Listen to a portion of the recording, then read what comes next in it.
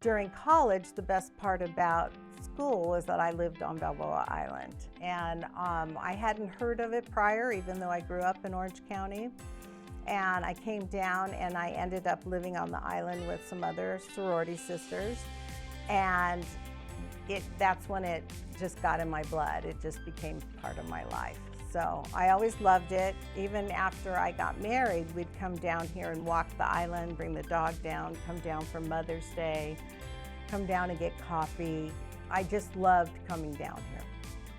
I met my husband dancing. I was over at Bobby McGee's in Brea, and he had gone there with some guys for dinner and then went into the dance place.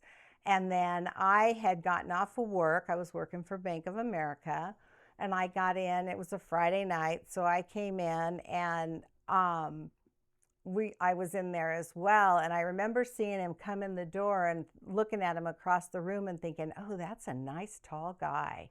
And then not really paying attention. And the next thing I know, he was leaning over my shoulder and said, would you like to dance? And so the rest was history.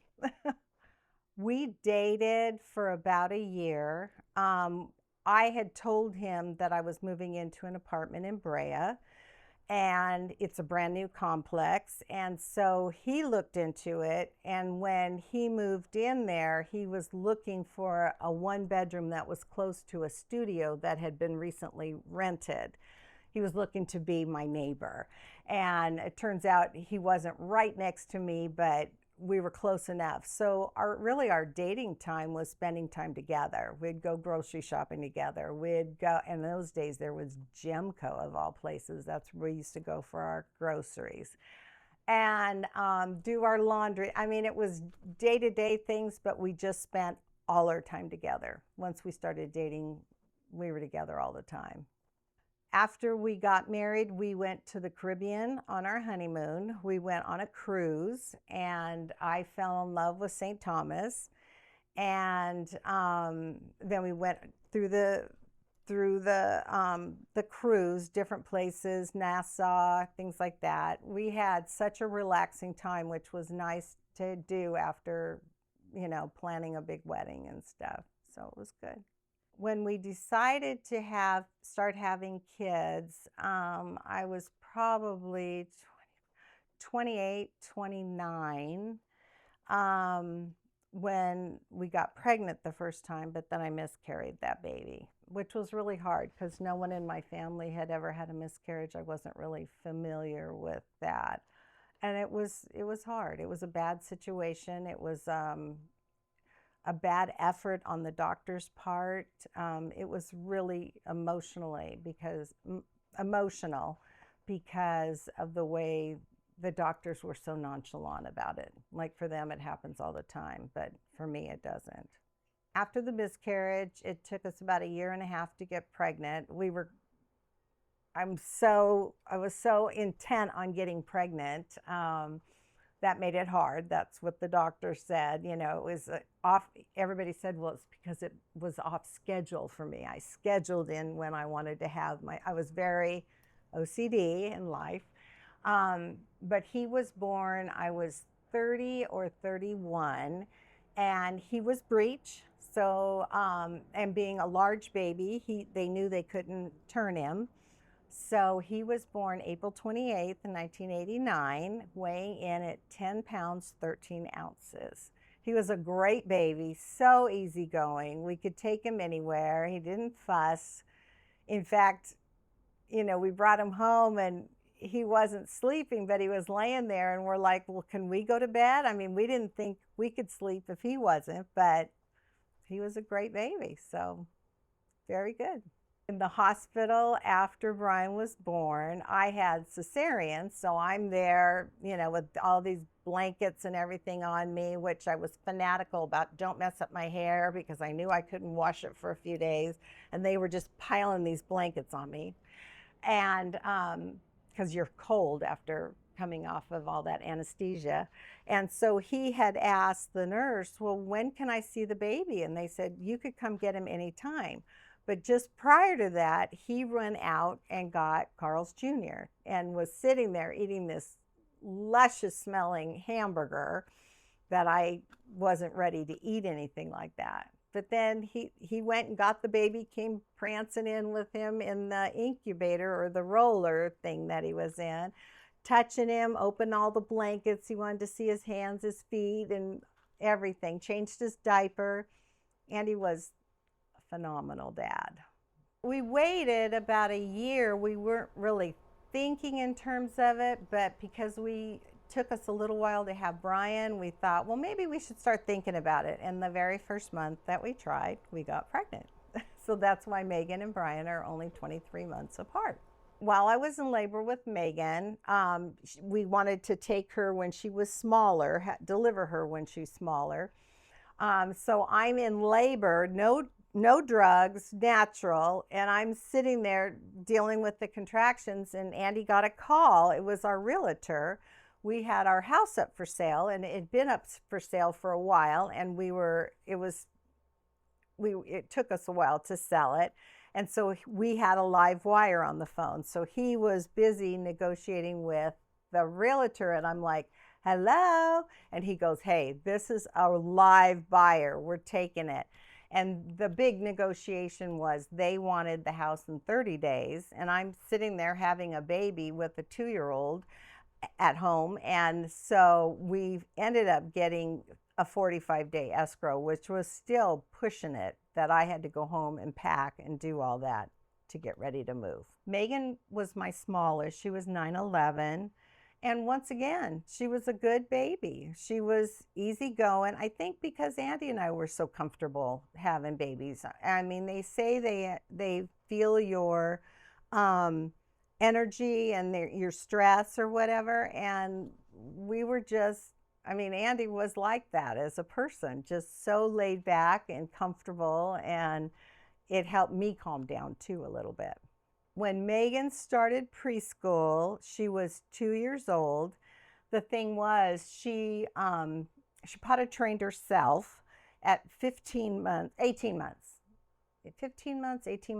It was early. We had been cleaning out the garage, and we got down the little play toilet, and we put it down, and when she sat on it, she goes, this is mine. This is mine. And sure enough, she pretty much trained herself. So by the time she was about 18 months old, I mean, I was already getting her fun little underwear and stuff. My girlfriends were so jealous. But, and then when she was 2, she started preschool, and she met Caroline. And the two of them didn't like anybody else there but each other. And they just bonded. I got to know Lori so well because of our girls. And then Lori and I each went on to have another baby. I had Tyler, she had McCall. But those girls were just so tight, and they spent so much time at each other's houses. And to this day, I mean, at 33, they are still each other's best friends. They were maid of honors in each other's wedding a couple of years ago. So that is a bond, that's a lifelong bond. You don't find that very often. So after Megan was born, then we had one of each, and we were such a fun family. We were happy with that. There were times when Andy goes, we have to think about college and all those expenses. So, having one of each, our family's complete. Originally, we wanted 4. We did lose the first one. But we kind of said, he was like, I want to be able to go golfing and do things without worrying, and you having your time, I have my time, as well as our family time. And then I went through a phase where I wanted a baby or I didn't. We both kind of went back and forth. And then I was still working for Bank of America at the time. And I had to go on a trip up to Oakland. I was on a special project, and I was sitting there listening to the other girls that I work with, and they were older than I was, and they'd never been married, never had children, and they were talking about how they had put their career first, and their career was the most important thing. And I remember thinking, they're missing out on so much. And it just made me really want a baby. And I came home and I saw Andy at the airport and I said, I made a huge decision while I was gone. And he goes, what is it? And I said, I want another baby. And he goes, me too. I've just had a blast with the kids this week while you were gone. And so lo and behold, a drunk night, Tyler was conceived. Tyler was my largest baby, and because I had done Megan VBAC, which is vaginal birth after a cesarean, they were trying to have me do it again. But Tyler was a large baby. My doctor had been on vacation. I should have been induced a lot earlier if that's what they wanted. They still induced me a little early, but it was too much. And so in the process of labor, I was having these really bad sharp pains, and I knew what normal labor was because I'd already done it. So I knew something was wrong, and sure enough, I ripped open inside and my cesarean scars, everything just burst. And I almost died. Tyler almost died. Thank God we were in a place that had an NICU unit, and they took care of him and they took care of me. They were worried with Tyler's birth that by the way, he was 10-15, and they were worried that he had gone, if they didn't know if he had gone without oxygen too much. And then once he was off the respirators and stuff, they didn't know if he would be able to feed, to suck. And so the first day they give me this little tiny bottle with like 2 ounces in it. And so I gave it to him, and one suck, it was gone. And Andy's like, see, he's a Knapp. He knows how to eat. And so they gave me an 8-ounce bottle, and he just downed it. So the sucking was definitely not a problem. He was alert. He was cognitive of what was going on. So he ended up going home after 5 days, just like me. Originally, they thought he would be there a couple months. And then after that, every year on his birthday or around his birthday, I took him in to be assessed by the Department for Cognitive Development. And they did different tests, and they said by the 5th year, they said he is perfectly fine. In fact, he was a GATE student. He was my most creative student. He had a lot of potential. So there was a reason Tyler needs to be here. Well, Tyler spent most of his time just right here on my shoulder. We got home that day, and you got to remember, I had a 3-year-old and a 5-year-old at home. They hadn't started school yet. I mean, they had done preschool, but they hadn't done, Brian started kindergarten a month later. But the day we came home, and it was summer, it was August 2nd, it's August 3rd probably. Oh no, it was August 5th.